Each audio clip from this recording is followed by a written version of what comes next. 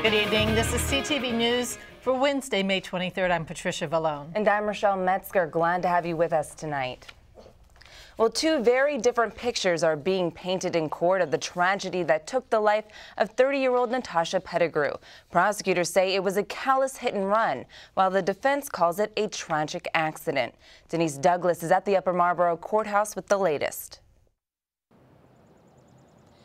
After opening arguments, Natasha Pettigrew's mother was first up on the stand, and she broke down when she had to identify a picture of her daughter. Now, much of what she said painted a picture of who Natasha was, a third-year law student who had taken a break from her studies to run for U.S. Senate as a Green Party candidate. She was also in the process of training for a triathlon when the tragedy happened. Pettigrew was riding her bike on Route 202 near Prince George's Community College when she was hit and killed by an SUV driven by 43-year-old Christy Ludeford. Ludeford's lawyer says she didn't know that she'd actually hit a person.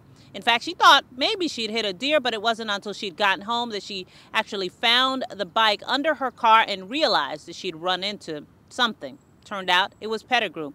In his opening statement, he told jurors that the evidence will show this was simply an accident, and because of that, Ludeford should be found innocent. Also on the stand was a police officer as well as a driver who saw Pettigrew's body on the road after the tragedy. The trial is expected to wrap up by Friday. I'm Denise Douglas, CTV News.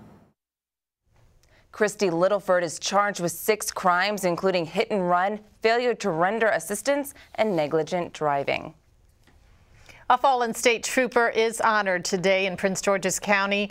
At the State Police Barrack in Forestville, a special sign was dedicated to the man known for his compassion and concern for others.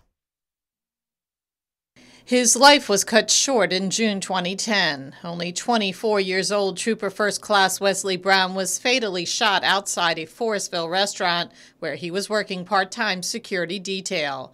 This afternoon, a highway sign was dedicated in his honor.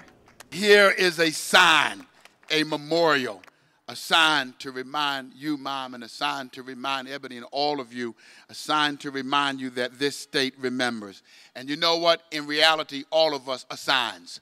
We ought to be pointing somebody to a better way, as Trooper Brown did with his mentoring group, pointing persons in the right direction. And all of us should spend our lives doing something that will reach and help and touch somebody else. TFC Brown knew that there were a lot of people that needed him, and he felt he could do his most good by helping young people.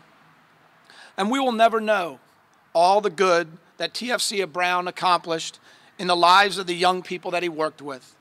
We do know, as the senator said, that he accomplished more in his short time with us than some accomplish in a lifetime. So I would tell him what's wrong, and he would say, "Don't worry about it, you'll be fine. This is what we gonna do. What's the problem?" I'd be like, "Well, I can't pay my phone bill. I'm having trouble in school, you know, and things not going too good at home." He'd be like, "All right, this is what we gonna do. Here's $40, $50, pay your phone bill. When you get off of school, come to my house, we're gonna do your homework, and then we're gonna go out to eat. That sounds good?" I'd be like, "Yes." And last year, Mr. Brown, you maybe remember this, you told me a story about how you worked right across the street from the National Law Enforcement Officers Memorial in Judiciary Square. And you said at the age of 15, Wesley came down there on his bicycle and loved riding his bicycle through the park and loved the lions. Loved the lion statues that greet you as you enter this special precinct where we have the names of the officers who've died in the line of duty.